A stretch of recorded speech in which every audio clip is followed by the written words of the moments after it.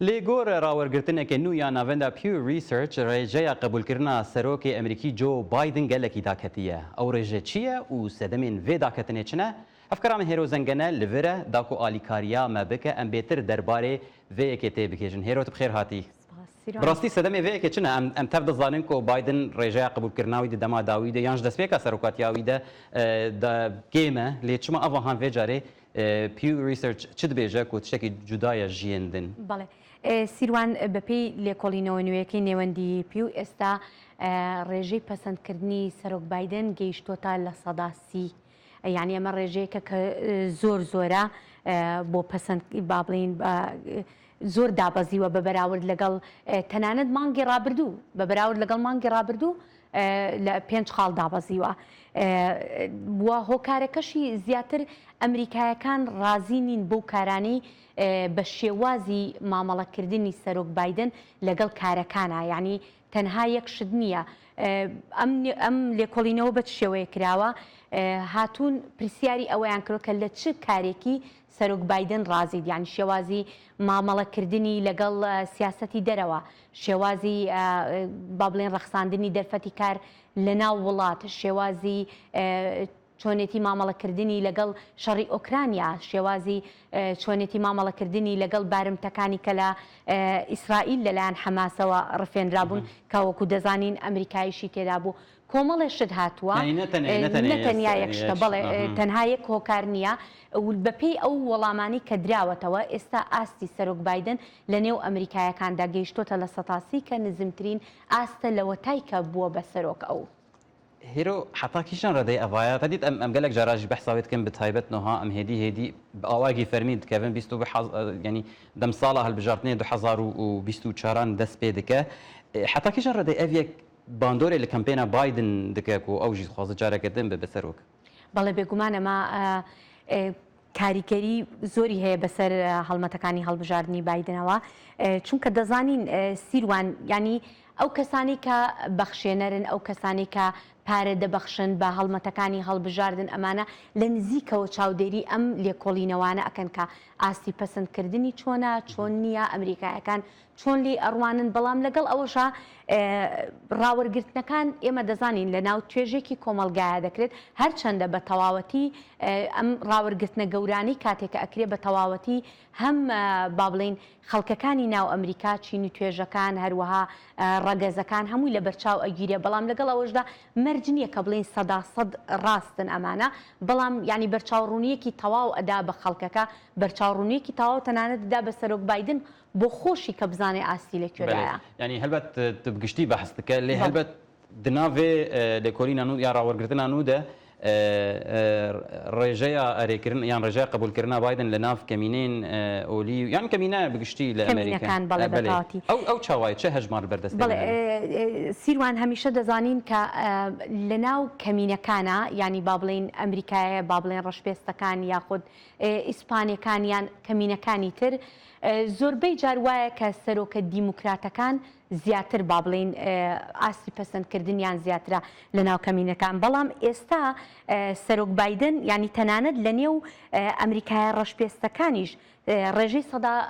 ڕێژەی پەسەندکردنی 152 بە بەراورد لەگەڵ ڕابردووە ئەمەش دابەزیوە بۆ ئەو ڕێژەی 152 لە نێو کەمینەکان بۆ سەرۆک بایدن، ینی بە بەراورد لەگەڵ پێشوو کە زۆر زیاتر بوو لە هەشتاکانە بوو ئێستا ئەویش دابەزیوە. و ئەم ڕێژەیە ئەگەر ئێمە بڕوانینە ئیسپانیەکان و با بڵین ئاسیایەکان ئەم ڕێژەیە زۆر کەمتریشە، ینی لە نێوان ئیسپانیەکانە لە 133 لە نێوان ئاسیایەکانە لە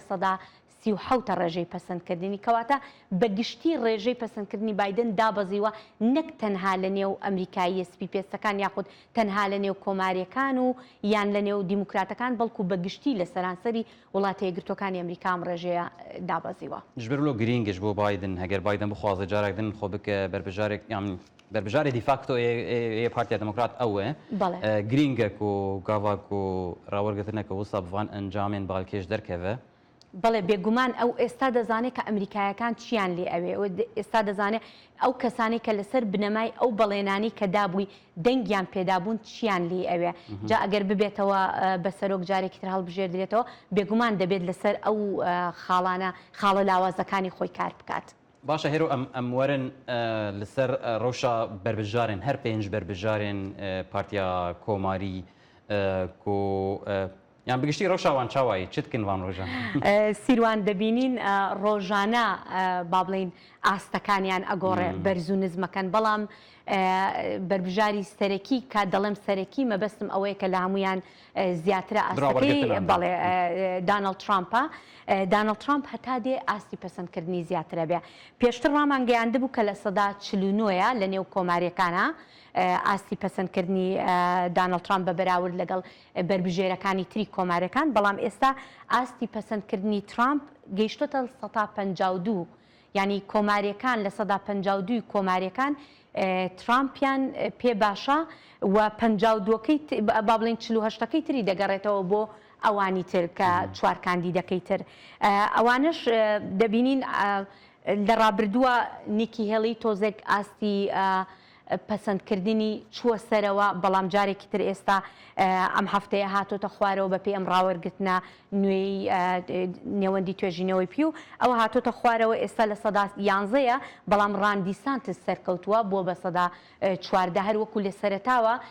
ترامپ یەکەم بوو ڕاندی سانتس دووەم بوو بەڵێ هەفتەی پێشوو هەندێک نیکی هێڵی سەرکەوت زیاتر بوو لە ڕاندی سانتس یعنی نیکی هێڵی تا ئاستە گەیشتە لە سەدا 9 ڕاندی سانتس 108 بوو بەڵام پاشان جارێکی تر ئاڵوگۆڕێکی تر ڕوویدایەوە بەس ئێستا ڕاندی سانتس هاتۆتە لە سەدا 14 و نیکی هێڵی بۆتە سەدا 11 و هەروەها ئەوەکانی تریژ کریس کریستی و ڕامزوامی سەدا 30 هەیە و کریس کریستیش سەدا 1 هەیە ئەمەش لە کاتێکا ئێمە دەزانین کە با بڵێن کاکسی ئایۆوا نزیک ئەبێتەوە یان ئێمە بەڵێ کەم با بڵێن نزیکەی دوو هەفتەیەکی ماوە 15 مانگی یەک دەست پێکات لەوێ کە یەکەم ویلایەتە هەڵبژاردنەکانی کاکسی لێکرێ کاکس مەبەستمان لەوەیە کە با بڵێن ئەندامی حیزبەکان لەوێ دەنگ بە نوێنەرەکانی خۆیان ئەدەن بەمان جا ئەو هەڵبژاردنە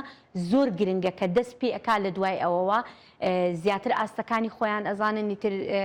هەندێکیان کە ئیتر هێواش یاژە کشێنەوە لەوانێ پشتیوانی لە کەسێکی تر بکەن لەوانە شەنەیکەن بەڵامی تر هەتا دێ هەڵمەتەکانی هەڵبژاردن لە چەند هەفتەی داهاتۆوە گەرم و گورترە بێت باشە هێرۆ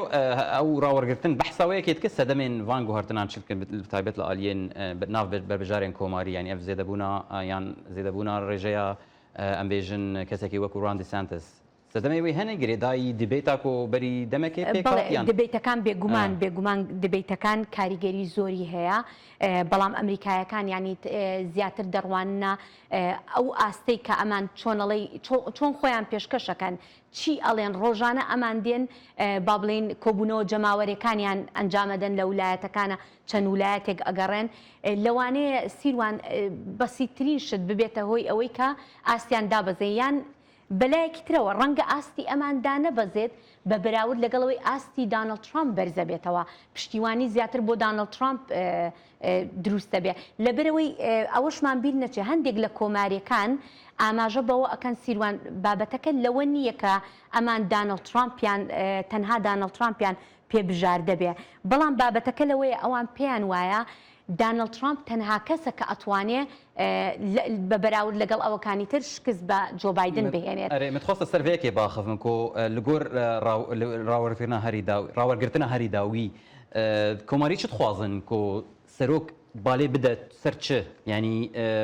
ڕاوەرگرتنی بەحساڤەیەکێ کریە خوازم هەنێک وەرگیلیان من باڕۆ بکێ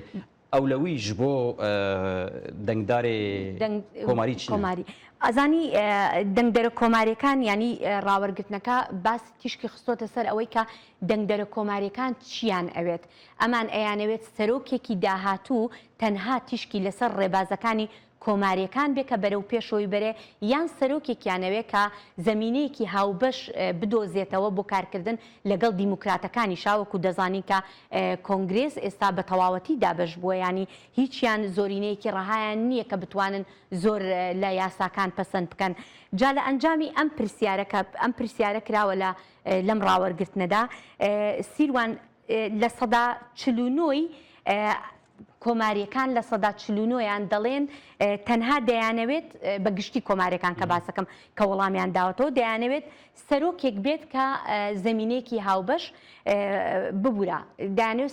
سەرۆکێک بێت کە تەنها تیشک بخاتە سەر ڕێبازی کۆماریەکان بەڵکو لە 150یان لە 150 کۆماریەکان دەیانەوێت سەرۆکێک بێت کە زەمینەیەکی هاوبەش بدۆزێتەوە بۆ کارکردن لەگەڵ دیموکراتەکان. جا ئەمانە کێن با پێت بڵم حەزەکەم باسی ئەوە بکەم کە پشتیوانەکانیان ڕاستە لە سەدا 63 پشتیوانەکانی دانەڵد ترامپ دەیانەوێت سەرۆکێک بێتە سەر دەسەڵات کە تەنها ڕێبازی کۆماریەکان بەرەو پێش بێت ینی بۆ زەمینەیەکی هاوبەش نەگەڕێت لەگەڵ دیموکراتەکاندا. لە سەدا 47 پشتیوانەکانی ڕوان دیسانتس بە هەمان شێوە ئەوانیش دەیانەوێت کە پشتیوانی تەواو با بڵین سەرۆکێک بێ کە بە تەواوەتی ڕێبازی کۆماریەکان بەرەو پێش بەرێت و لە هەمویان کەمتر نیکی هێلیە نیکی لە تەنها لە سەدا 28 پشتیوانەکانی نیکی هێلی دەیانەوێت سەرۆکێکی لەو جۆرەیان هەبێ بەڵکو لە سەدا 72 پشتیوانەکانی نیکی هێلی دەیانەوێت سەرۆکێک بێتە کەسێک ببێتە سەرۆکی ئەمریکا کە زەمینەیەکی هاوبەش بدۆزێتەوە بۆ کارکردن لەگەڵ دیموکراتەکاندا. خەڵکە باش ینی باڵکێش ئەسکارم بێژن. باشە لە ئالیە دموکراتان چاوالێدن ینی دەنگدارین دموکراتیا بکێمانی ئەوێن کۆ پرس پێشوان هاتنەکردن. بەڵێ سیروان ئەگەر ئێمە بڕوانینە 4 ساڵ لەمەوە پێش لە سەدا 63 دیموکراتەکان بە گشتی لە سەدا 63 ئەوەیان دەویست کە سەرۆکێک بێتە سەردەسەڵات زەمینەیەکی هاوبەش بدۆزێتەوە بۆ کارکردن لەگەڵ کۆماریەکاندا. ئەمە ینی هەروەکو ئێستای کە زۆربەی کۆماریەکان چۆن دەیانەوێت ئەو کاتە چونکە پێیان وابوو کە دانەڵد ترامپ کەسێک نییە 4 ساڵ لەمەوە پێش دیموکراتەکان پێیان وابوو دانەڵد ترامپ کەسێک نییە کە بتوانێت ئەم زەمینە هاوبەشە دروست بکات. بەڵام لە ئێستاە کۆماریەکان لە سەدا 33 ئەوانە ببوورە لە سەدا 35 کۆماریەکان دەڵێن دیموکراتەکان ببوورە دەیانەوێت کە سەرۆکێک بێت ڕێبازی دیموکراتەکان بەرەو پێش بەرە ینی هێشتاش زۆرینەی دیموکراتەکان هەر لەو بڕوایەدان دەیانەوێت سەرۆکێک بێت کە ڕێبازی با بڵێن زەمینەیەکی هاوبەشی هەبێت لەگەڵ کۆماریەکانە کە پێکەوە کار بکرێت. ئەم بتایبەت ئەف هەژمارانە ئەفدانە گرنگن هێرۆژ بەرگ و ئەم بەحسا دەمێکێتکن سەردەمێک سەر ئەمریکا ڕاهاتیە کۆ پارتیزانی یان حزبایەتی گەشتی ئاستێک گەلێکی ئاستێکی زۆر بەرز دەستپێکی دژیگۆت ینی گەلک قانون هەنە گەلک بەرنەویس هەنە حتا نها هەڤبیریەک دناوبەرا کۆماری و دموکراتا نەبوویەک و وان لە هەف بکن وەرم پەسەندکردن دالیە کۆنگرسدا ینی کۆنگرس چاوی ئەمریکیان دە بووە ئەو جهێک و شەڕ لێ تێکردن تشتێک نایە پێکانین ژبەرلۆ ئەفدانە چونکە بەڕاستی لە ماوەی چەند ساڵی ڕابردووە بینیمان سیروان زۆربەی یاساکان لە کۆنگرس ینی زۆر دوور و درێژ بوو تاوەکو بتوانرێت پەسەند بکرێت ئەویش ئەگەر پەسەند بکرێت ئێمە دەزانین چەندێکی پێچوو هەتا بودجەی لەشکری ینی دابین بکرێت چەند جار با بڵێن گەڕێنرایەوە بۆ ئەنجومەنی نوێنەران ڕۆشتەوە بۆ سینات ینی نەیان دەتوانی پێکەوە کار بکەن تاوەکو بودجە پەسەند بکەن.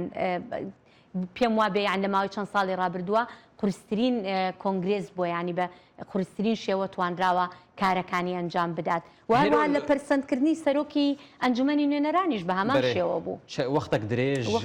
پێکرد حەیاک و مەکارتی کەڤین مەکارتی بوو و وەختێکە گەلێکی کوردش دەسەڵاتی هات ئاوێتنژ ینی نەمای سەرۆکەوە چەکی باڵکێش و هێرۆژ بەرگ و تدبێژە سەدەمەوە ئەوەیە و هەژمارێن دموکراتان و کۆماریان د کۆنگرسێ دە بەتایبەت د ئەنجومەنە نوران د گەلێکی نێزیکی هەبێ ینی نەگەلێکی ینی ئەو زۆرینەیە نەها کۆماری ئەو دەسەڵاتە ینی ئەم بێژن جواتە نوران دەستێ وان دەیە بەر وان نێزیبوونە وان هەژمارە گوگەلێک تشت ناین پەسەندکردن ئەوژی سێ دەبێت. بەڵێ لەبەرەوەی ئەزانی سیروان ئەگەر هەر لایەکیان زۆرینەیەکی ڕەهایان هەبێ ئاسانتر ئەتوانن یاساکان با بڵێن پەسەند بکرێت. ئەگەر خۆمان نەزانین لە وڵاتی یەکگرتووەکانی ئەمریکا ئەگەر سەرۆک پشتیوانی کۆنگرێسی لەگەڵانە بێ زۆر بە زەحمەتتر ئەتوانێت ئەو ڕێباز سەربازانی کە خۆی ئەوێت بەرەو پێشی ببات بەڵام ئەمێ ئاماژە بە یەکشت بکەم لێرە سیروان کە بۆ بینەرانی ڕوون بکەمەوە لە وڵاتی یەکگرتوەکانی بکە کە باسی ئەم ڕێژەیە ئەەکەین کە ڕێژەی پەسەندکردنی سەرۆک بایدن دابەزیەوە بەو شێوەیە ئەمە مانای ئەوە نییە کە لە هەڵبژاردنەکەدا لە هەڵبژاردننی ساڵی داهاتوو کە ئەکرێ چۆنەڵی دیموکراتەکان ئاستیان بێتە خوارەوە لە بەروی لە وڵاتی یەکگرتوەکانی ئەمریکا پێشتریش ئاماژەم بەوە کردووە کەسێک کە ئەچێت دەنگەدا بە تایبەتی دەنگدەرا با بڵێن ئەو دەنگدەرانی کە بێلایەنن کە زۆرینن لێرە لە ئەمریکا پشتی زۆر بەوان دەبەسترێت بۆ دەنگدان ئەو دەنگدەرانە مەرج نییە کە دەنگیان بە دیموکرات بە سەرۆکێکی دیموکراتدا دەنگ بۆ ئەندامێکی کۆنگرێسی دیموکرات بدەن لەوانەیە بۆ کۆنگرێس دەنگ بە کۆماری بدەن لەوانەیە بە کەسێکی سەر بەخۆ بدەن مەرج نییە بەو شێوەیە نییە چونکە بینیمان ینی لە کاتێکا کە ئێمە دەبینین ئاستی پەسەندکردنی سەرۆک کە دیموکراتە هاتۆتە خوارەوە بەڵام لە هەڵبژاردنەکانی ئەم دواییانە دیموکراتەکان سەرکەوتنێکی باشیان بەدەستێنا لەسەر ئاستی ویلایەتەکان ئەوژی خاڵێکە گرینگە و باشە بەحساوی کرد هێرۆک و gelek ejendeyên wexta Biden wekunuma hat serdeshilatê ejendeyekê wî berfireh hebû dixwast yanî gelek siyasetan pêk bîne ji ber wê sedemê ji ber ku komarî yan jî piştgiriya ku wî dixwast ya pêdivî bû ji bo pesendkirina van ejendeyan di kongresê de nebû ji ber wilo gelek yanî ev jî awayekî tomatîkî bandorê لە ڕێژەیە قبولکردنا وی ژی دیکە بەڵێ بێگومان چونکە ئەمریکایەکان هەستەکەن ئەو بەڵێنانی کە داوێتی بەجێی نەگەیاندووە بەڵام ئەگەر با بڵێن ئەوانیش ئەڵێن ئەو بەڵێنانی کە داوێتی بەجێ نەگەێنراوە هەوڵی بۆ دراوە بەڵام کۆنگرێس پەسەندی نەکردووە نەیانتوانیوە لە کۆنگرێسا پەسەند بکرێت ئەم شتانە هێرۆ تە ئیرۆ گەلک ئاگاهیدانمە لێ گەلک سپاس سپاسەمی جارێک دن لە هەڤەگەرن divê ez bînim bîneran jî ku heftiya bê wê hevkarê me belên Salih careke din vegere bernameyê pişî bi hin vedanê niha jî heta careke din bibînin di xêr û xweşiyê de silav û rêz